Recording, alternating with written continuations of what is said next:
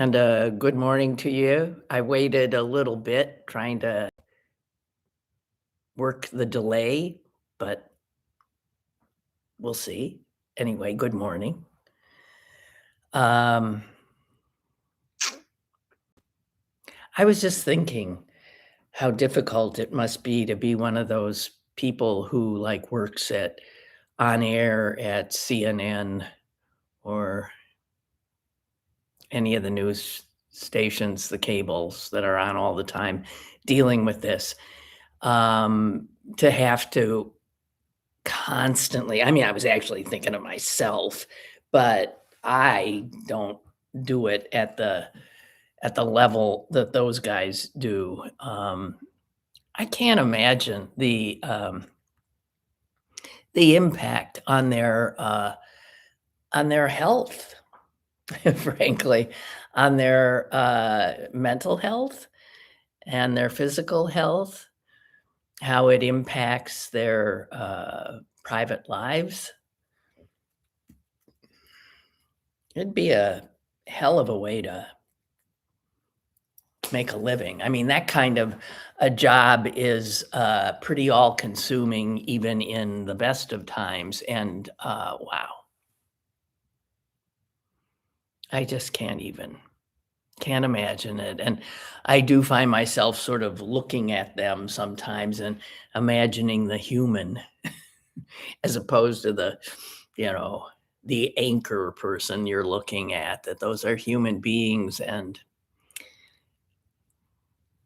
can't imagine. Almost everybody I talk to says that they avoid or, I only read the headlines or I only read the Sunday New York Times, and then I look every once in a while at a little bit of this to stay. And they're doing it so that they can, I guess, enjoy their lives a bit. And I understand that. It is and the reason I often begin this program with this sort of subdued and or I don't know how you would characterize my affect. Um, but I can tell even from my body language, it's yeah, I'm not like yeah, I feel, yeah, beaten down. Because before you see me, all I've done is awake and then jump right in to what's been happening. And so I start my day with this, and you do too by choice, many of you. And I don't get it. Not that I'm telling you not to, but I don't get it. I appreciate that you're being good citizens and wanting to stay in touch, but I don't think any of us should lose sight of, how draining, this is. It's hard to be with friends, family for any length of time, uh, without immediately talking about it. Um,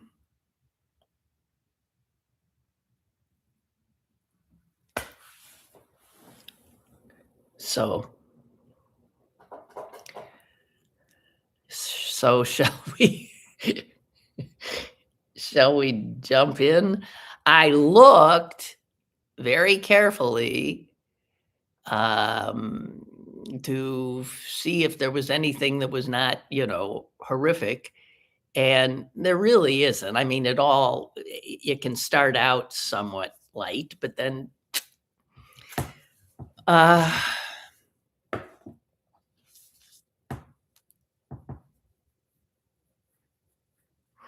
did you see this is sort of old news that, finally, um, a plaque has gone up at the US Capitol that had been supposed to go up at the US Capitol, I believe, 3 years ago, and has somehow been stuck in a box in the basement because certain parties aren't and haven't wanted the plaque to go up. But it was mandated by the Congress. And finally, I guess push came to shove, and so the plaque has gone up. Although it's unclear whether it has gone up in the place that the Congress mandated and may in fact end up having to be moved. The plaque in question is a plaque honoring and acknowledging what members of the Capitol Police Force and the Washington Police Force and some other parties did in their attempt to protect the US Capitol and the function of our government on January 6th. Some paid with their lives. And it is something that the Republicans, because of Trump, have wanted to, bury. And they did. They buried the damn plaque in the basement. And it was, I guess, Mike Johnson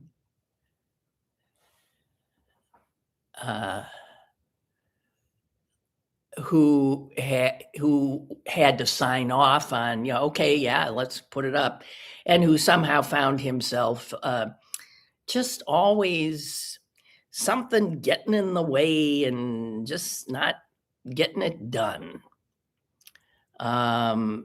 Who knows? But eventually, actually, it's 5 years since it was supposed to go up. And when they put it up? They put it up at 4 a.m. 2 guys on the, night crew. Nobody around. Quietly put it up. So there it is. There's been no ceremonial thing, which of course happens and has to happen when you stick something up like that.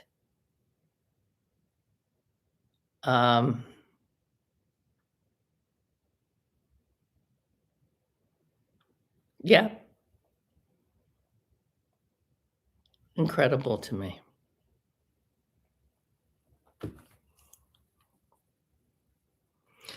Okay. But again, that's small potatoes, right? That's the least of it. But it's just all whatever. One of the things that has been, oh my gosh, rain just started really coming down, and the dog walker had just came to get my dog, and I had his little raincoat out, and she said, I don't think we're gonna need it. And I said, okay, I think you know best. I guess not. Because it be coming down here. I don't know what it's doing where you are. Anyway,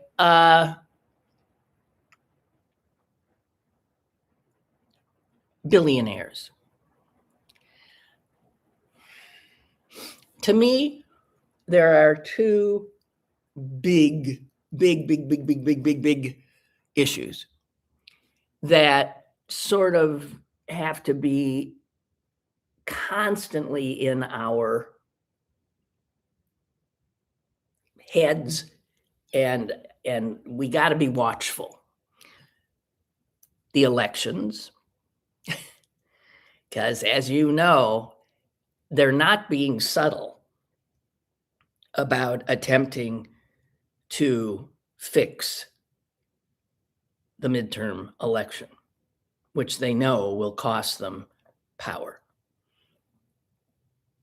The elections, it's like number one, and a related one, and just as important, are the billionaires. Are the rich, obscenely rich people who now control an astonishing amount of the world's wealth. And it's true in our country too. This blew me away. The top 1% of rich people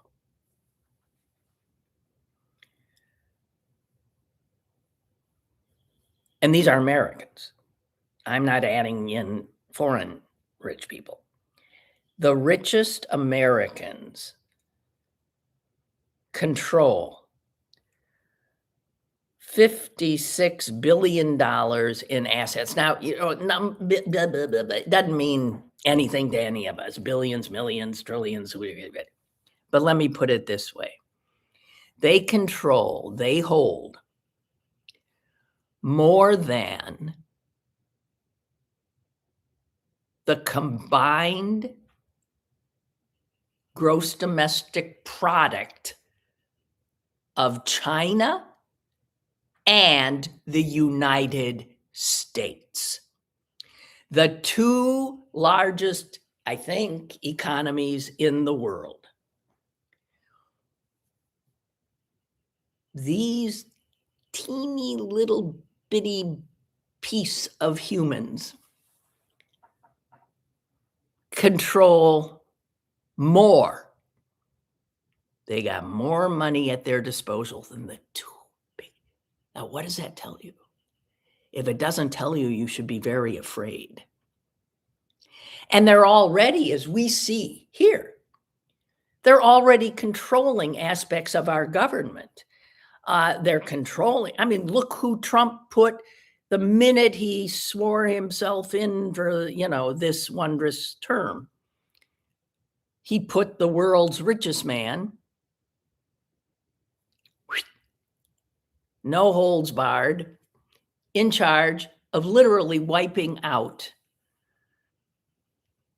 huge portions of the government that was in place to serve you and me and the little people.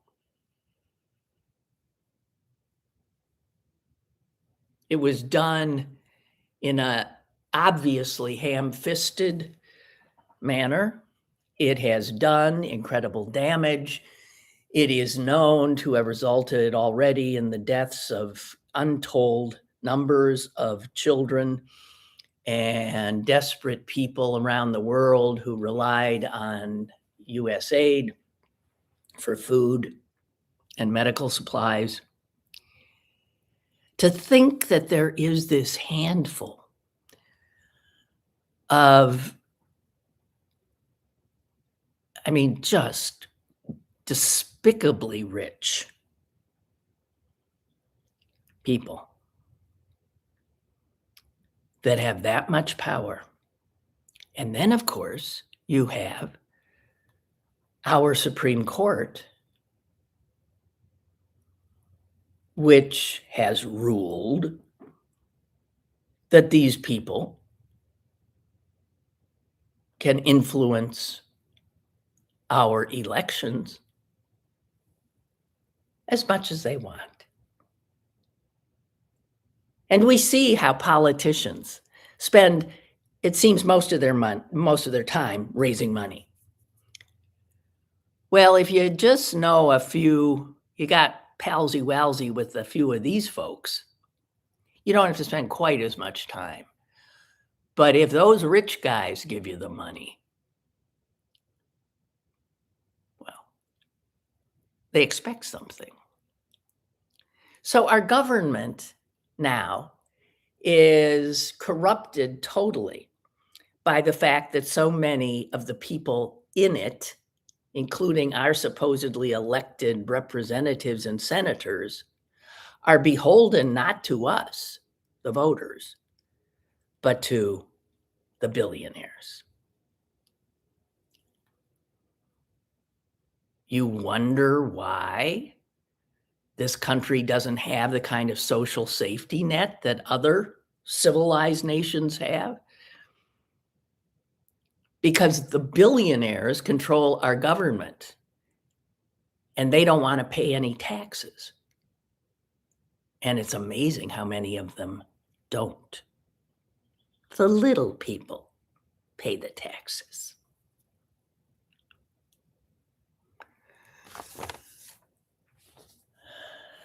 So, understanding how, where'd my phone go?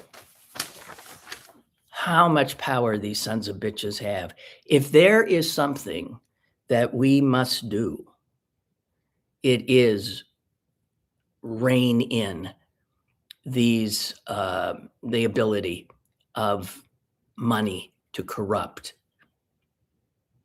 our elections. Yes, we all have votes, but their money goes to spread misinformation, disinformation, advertising.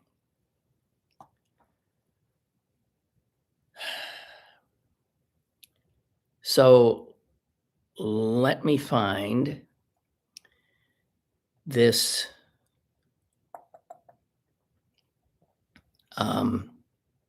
Okay.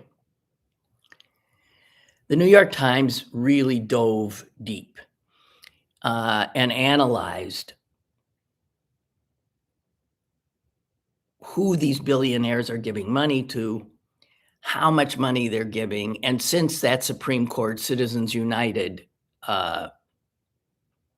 ruling, that court with Citizens United and the presidential immunity rulings have pretty much destroyed the country. Worst court in the history of this country. And that takes some doing.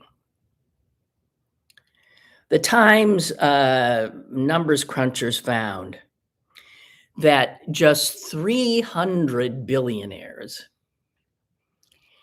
and their immediate families, so their billionaires and their sons and daughters, were responsible for 19% of all the money that went in to last year's elections, to the 2024 elections. 300 people,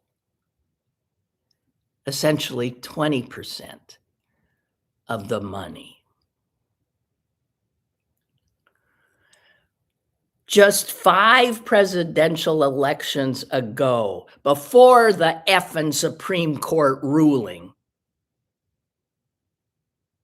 that allowed billionaires to own our government, the share of billionaire spending was almost zero. It was 0.3% to be precise. It is now 19% since the ruling.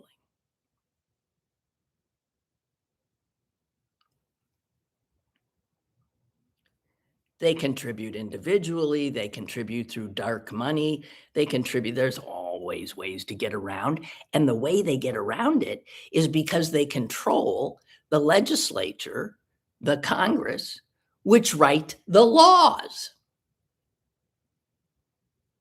It's why our tax code is so filled with loopholes written for the rich to avoid the taxes that you pay, and there ain't no loopholes for you. For every dollar donated by these disgustingly rich billionaires, $5 went to Republicans, $1 went to Democrats.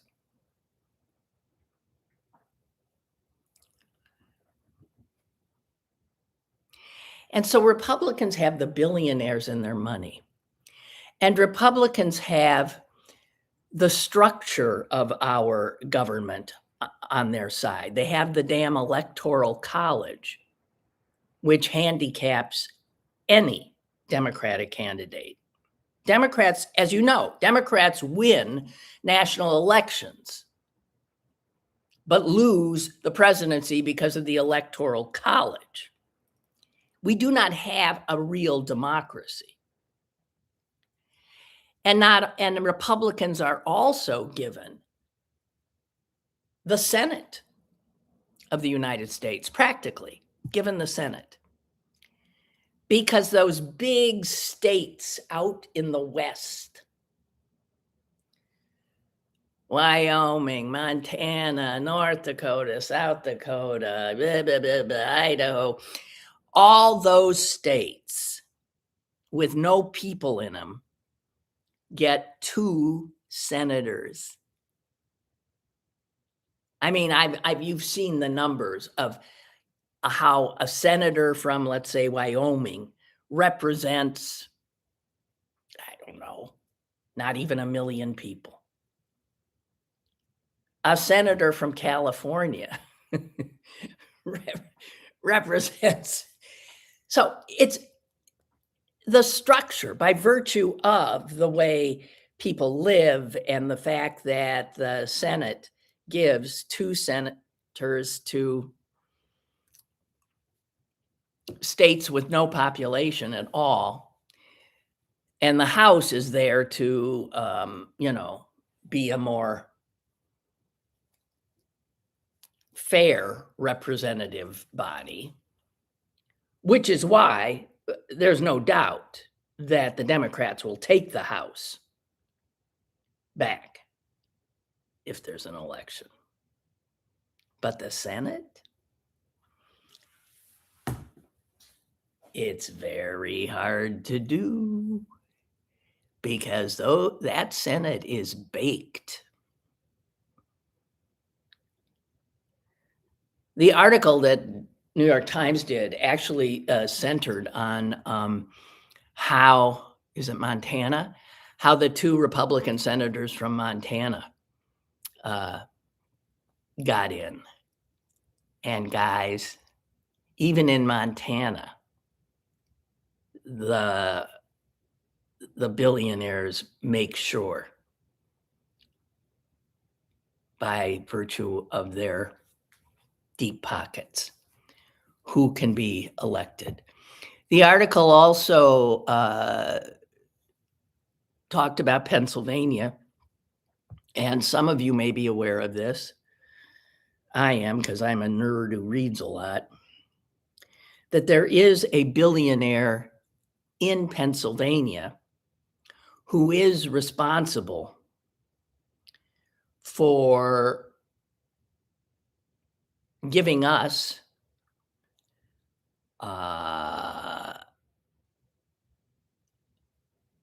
the legislature we have in large part.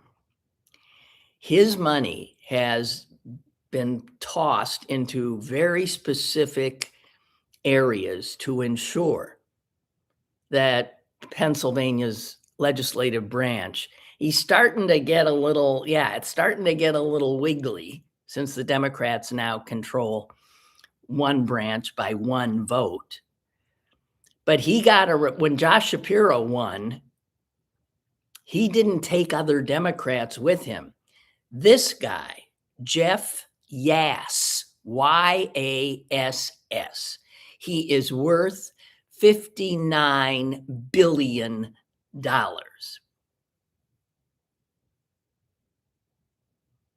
And he is, according to the article, one of the most prolific campaign donors among this billionaire class, and he really watches our races in Pennsylvania.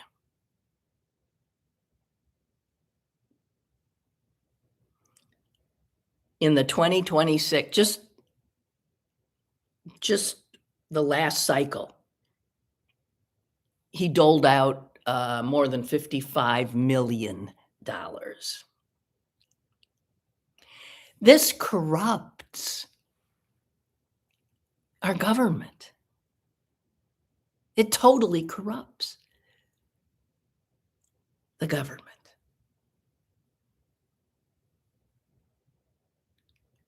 You know, we have a Republican attorney general, a guy named Dave Sunday. He wouldn't have won. Yass went absolutely over the top for Sunday, and Sunday squeaked by a really good man, the Democrat, Eugene D. Pasquale. And in this day and age, when state attorneys general are very important, they're the ones who end up suing Trump's federal government. And we're now, even though we've got Josh Shapiro as governor, Sunday is not inclined to join that kind of fight against Trump.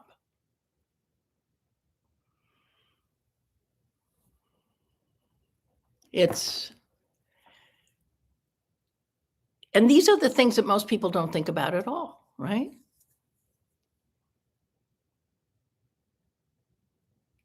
I think more important than the war right now are these two issues, because they're constant. They are evergreen. They are always there, and they don't get a lot of attention. Now, Trump is drawing attention to the election issue by virtue of his, as usual, totally unsubtle attempts to rig the midterms. So now he's not only sent in, and grabbed all those voting records out of Fulton County in Georgia, again, trying to prove that which has already been proved wrong. And now he's gotten, through subpoena, the court records of Maricopa County, the largest county in Arizona.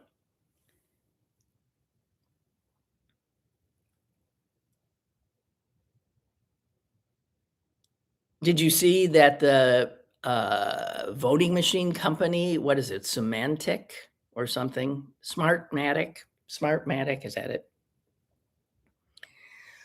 Is suing the federal government because it just keeps going at them. It's suing Fox News. That part of the election was stolen story was that Smartmatic machines were rigged for the Democrats. You know what I just read? Smartmatic machines were used in just one county in the country. And it was Los Angeles, which is a Democratic stronghold. I mean, none of this ever makes any sense. So in Arizona, they already looked in, the Republicans there forced a recount, or they went back and went through every ballot and screwed up some machines in the process and who knows what, showing that somehow Biden, hadn't gotten the votes that they said he did, and Trump had got, and even their stupid recounty thing showed that the vote was slightly off. And in fact, Biden got more votes. and Trump fewer. But his Justice Department has just subpoenaed those same records again. All of this is leading up to something we don't want, but we've got little ability to stop. We're going to have to rely on judges. But on the other hand, does this crowd follow what judges tell them to do? I don't know. But I got to tell you, those are the two things. Well, there's more than that that keep me up at night. There's more. Oh. So Trump, I saw him the other day. He's clearly trying to figure out an exit, right? This ain't going like he thought. I don't know what he thought. He didn't think anything. He's going to say, all right, we did it, out. But I think he's going to see it's already such a frigging mess and disaster that it's pretty hard to do that. And so he's already, in answer to the reporter's questions the other day, he's already sort of saying, well, I was told that they were about to attack us. That's why we went in.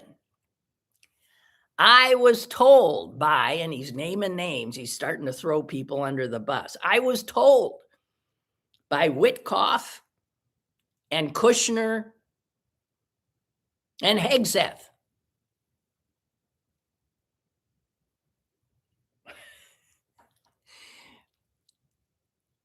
And somebody pointed out, okay, so he was told, these are the guys he's listening to about whether or not to start a war in the Middle East and bomb the shit out of this rather important, unstable geopolitical player.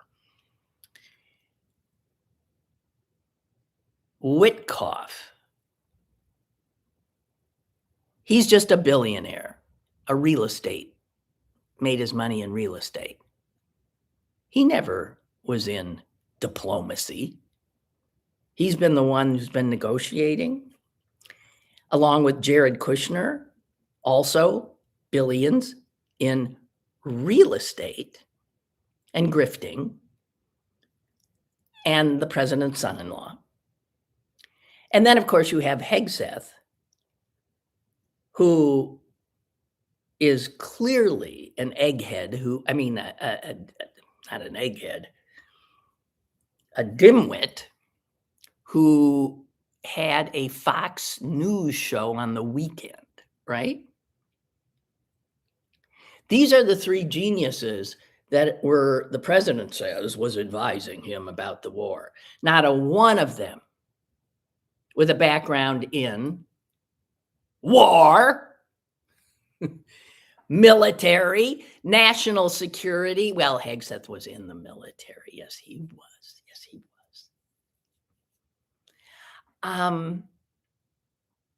Yeah. And you have this unserious idiot narcissist as the guy they're reporting to. And so, again, I ask, what could possibly go wrong?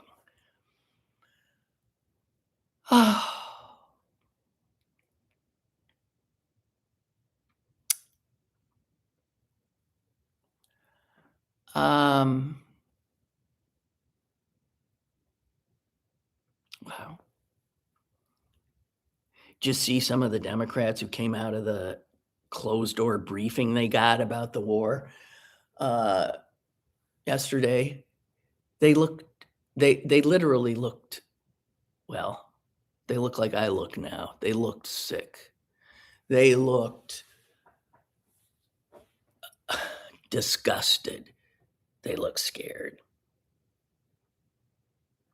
Because, I mean, they're not able to say exactly what was said in there because it's. And by the way, that is odd that we are at war and the president, the commander in chief, has yet to address the nation in a serious manner about why in a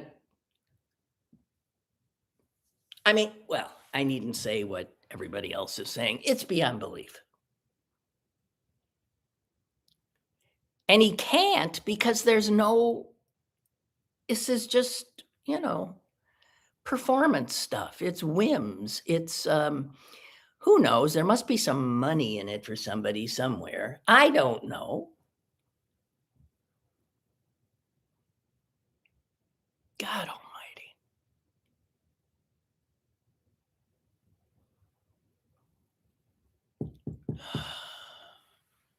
They said that in the hearing, the reason for why we went to war was changing in the hearing. It was the nuclear stuff. It was they were going to invade. No, it was changing. It was regime change. No, it was who knows what.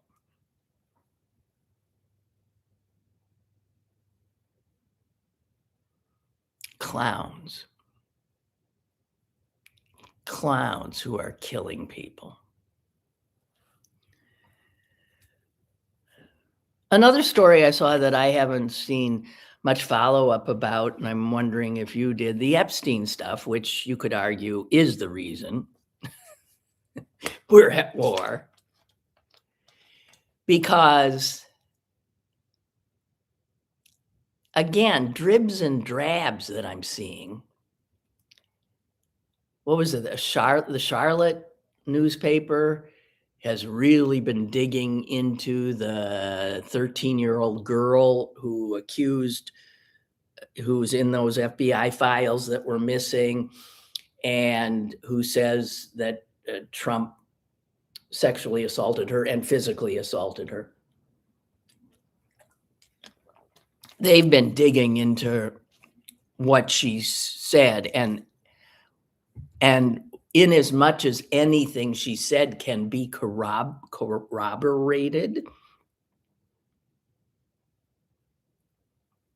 they're corroborating it.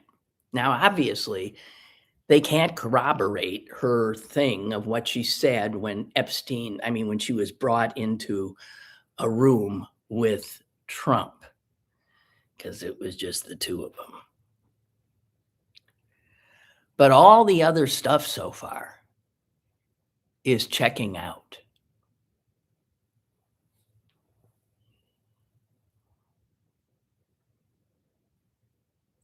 And then the New York Post, which is a Murdoch paper, right, put out a story, headline, Epstein prison guard Googled him minutes before body found and made mysterious deposit before the suicide. And they're saying that is according to the Department of Justice. What? So again, there are so many, and somebody has suggested, the state of New York can launch its own investigation of what the happened in that jail. I'll just read you some of it. This is from a Murdoch paper. One of Jeffrey Epstein's prison guards Googled Jeffrey Epstein minutes before he was found dead, and also made a mysterious $5,000 deposit, cash deposit, 10 days before he was found dead. And that's according to some of these papers released by the DOJ. The guard is a woman named Tova Noel. She was one of 2 correctional center workers accused of falsifying records, saying that they had checked on Epstein throughout the night before he was found dead. They were both fired, but criminal charges against them were later dropped. Meanwhile, Chase Bank flagged cash deposits in Noel's, one of the guards, bank account in what's called a suspicious activity report. This was made to the FBI in November of 2019. In fact, 12 deposits into her account were made beginning in 2018 and culminating in that $5,000 cash deposit on July 30, 2019, a few days before he did.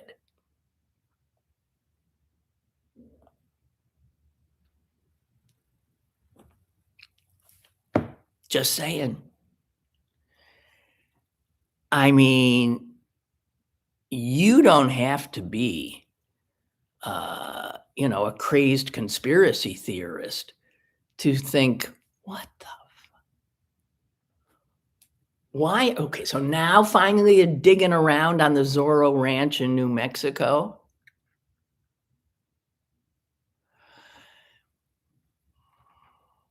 Too little, too late is my guess.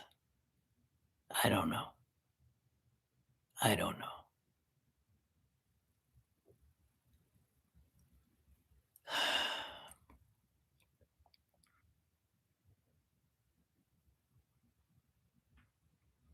Hey, have you heard anything about I was going to say Nancy Grace, Savannah Guthrie's mom? Isn't that interesting how a story, the way our media work, can be absolutely the lead? It is so important. And then it's gone. Man, they beat that horse as they just couldn't. They couldn't extract anything else from it.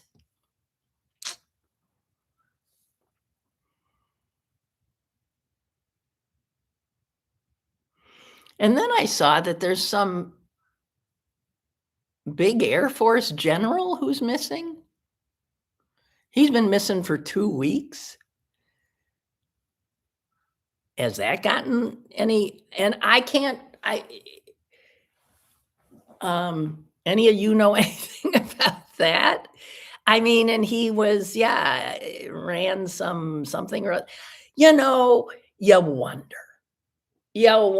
Because we cannot trust anything anymore, it is hard for even the most sober person's head and imagination not to start, going a little bizarro. Did you see the Hegseth spending thing? Beyond belief. I mean, just effing beyond belief. In case you hadn't seen the breakdown, I think it was, I saw it with Heather Cox Richardson.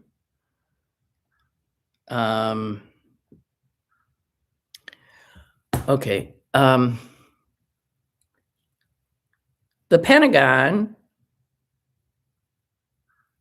blew through $93.4 billion in September alone. Okay, September, guys. There wasn't a war, right? And more than 50 billion of it was spent in the last 5 days of the month. And it says here, and you can't believe this, to spend the entirety of the defense budget rather than lose it. I guess if you don't spend it, it goes back into, it's gone. Pentagon officials spent it. And here's what they spent it on. They had the chutzpah to spend it and to write it down so we can now know. They spent almost $100,000 on a Steinway grand piano for the Air Force Chief of Staff's home. They spent over $5 million on Apple devices and an extraordinary amount on shellfish. $2 million for Alaskan king crab, $7 million worth of lobster tail.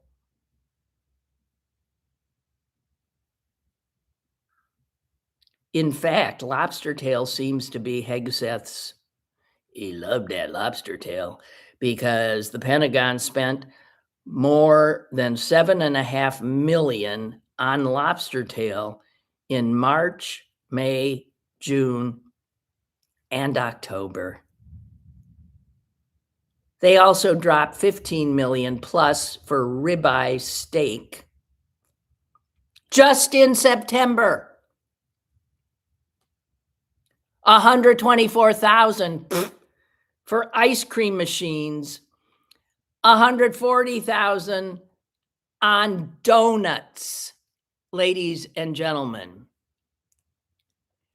Meanwhile,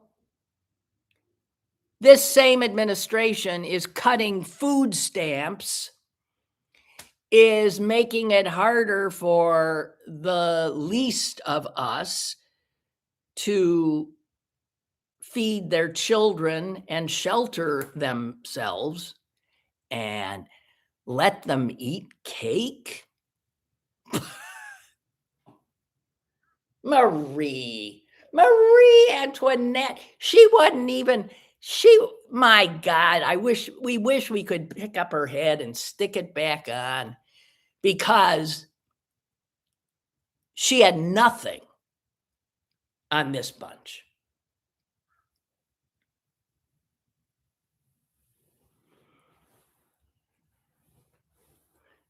Jonathan.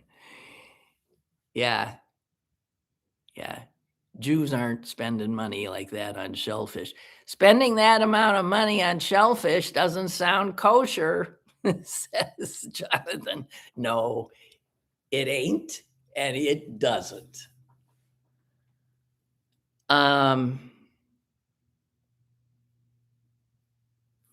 It makes me think of this quote I saw from James Tallarico, who I really like. And, I say to myself, oh, you can't put so much on this kid, but I just like what he's representing. I really do. And I'm no Christian. I like how he's taking it to the so-called Christians. I like how he's trying to pull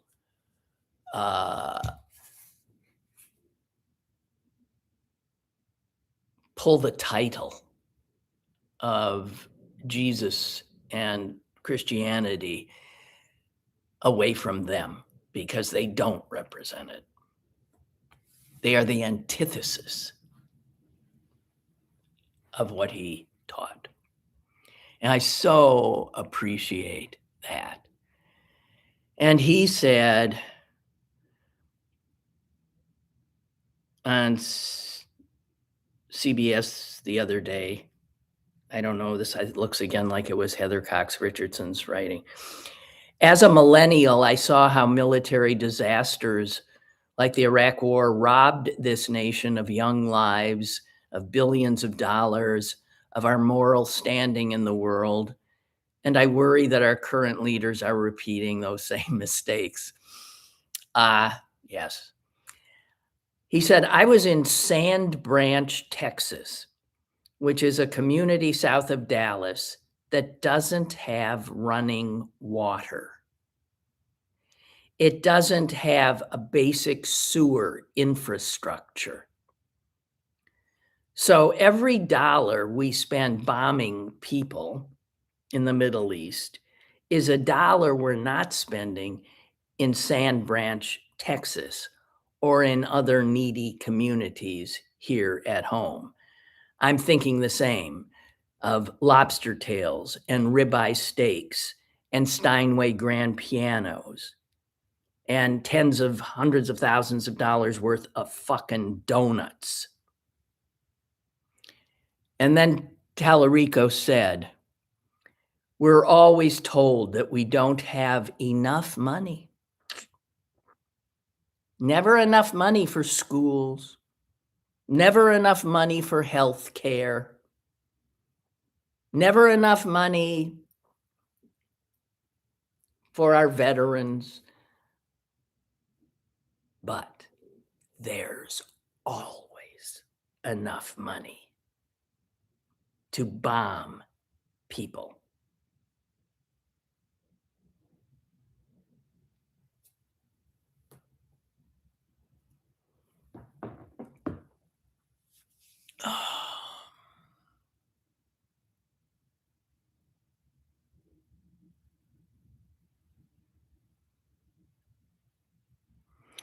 There are parts of southern West Virginia that have water, but it's so black you can't drink it, bathe in it, or wash anything in it.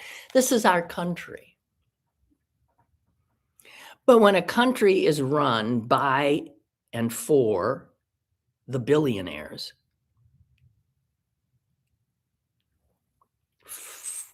fuck Sand Branch, Texas. Fuck southern West Virginia. Fuck these schools and people who are desperate for health care and affordable housing. Fuck them. These people don't give a goddamn, and it's them. This is why I like Tallarico's message. They fuck us up by telling us to look left and look right, that this is the spectrum that is our divide. And it is not, it is top, those teeny bit of fucking greedy sons of bitches at the top and the rest at the bottom. It's top, bottom. I know gay men laugh when he says that, but it is top, bottom, not left, right. It's a con job that's been aided and abetted by all of the shit that comes at us on our phones and our TVs, the chattering classes.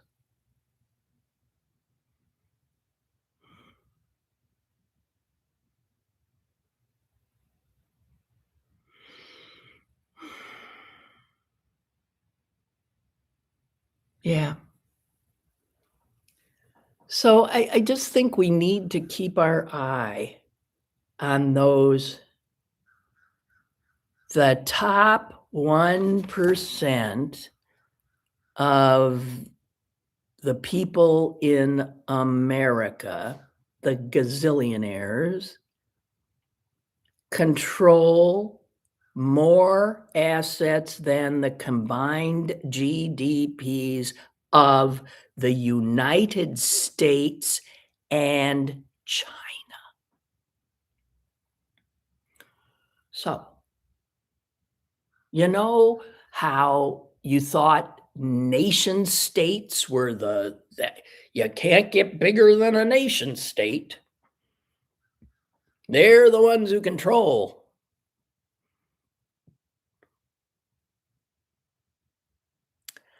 I don't know about that. I think it's these capitalists who won the monopoly game. They control.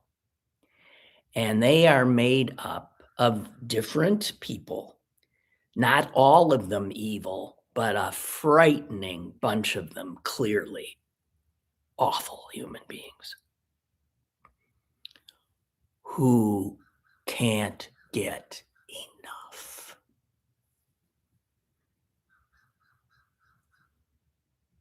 Money corrupts.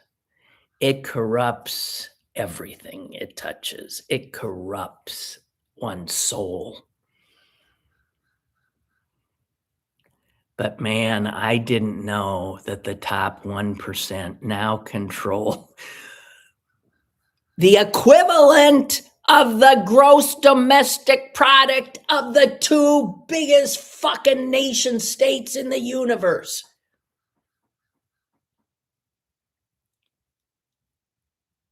And then stop and think how, in fact, this nation state has subcontracted pretty much its entire space program, right, to two of the biggest American billionaires, Musk and Bezos.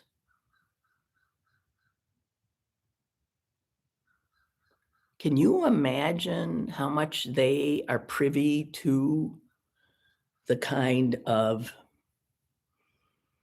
information that, as private citizens, they probably should not?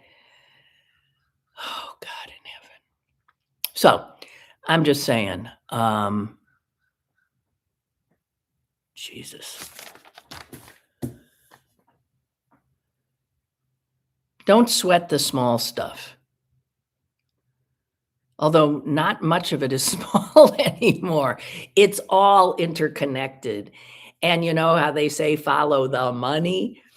Well, the money, yeah, shows. I mean, the fact that we've got, like Clarence Thomas on the Supreme Court, who is taking money, who these billionaires are feeding money to, and he's giving them what they want. And it's happening in our Senate and in the House and in legislatures. Total corruption.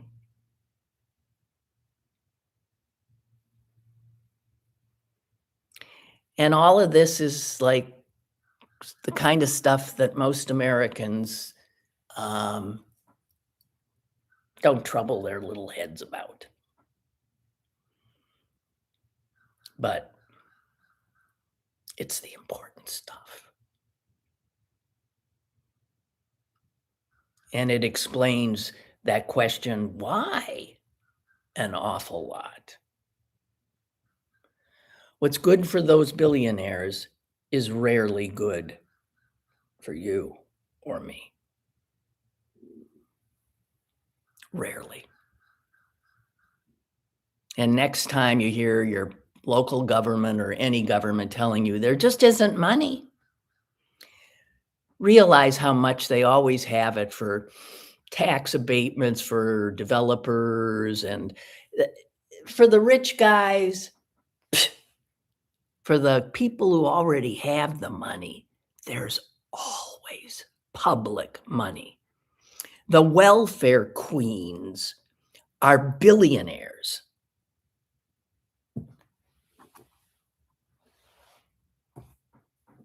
All right, guys. That be it. I'm going to get lost now. I'm working on a jigsaw puzzle that is so I think I think it's destroying my brain, but I think it's supposed to be, challenging it, but it's right off to the left here, and I've been, like, looking at it and thinking, "Son of a bitch, I'm gonna get them." Anyway, that's what I'm gonna do right now, just to get my head off this. Okay, good luck to you getting your heads off it. And, I'll talk at you again, tomorrow, I assume, but one never knows. Hang in there.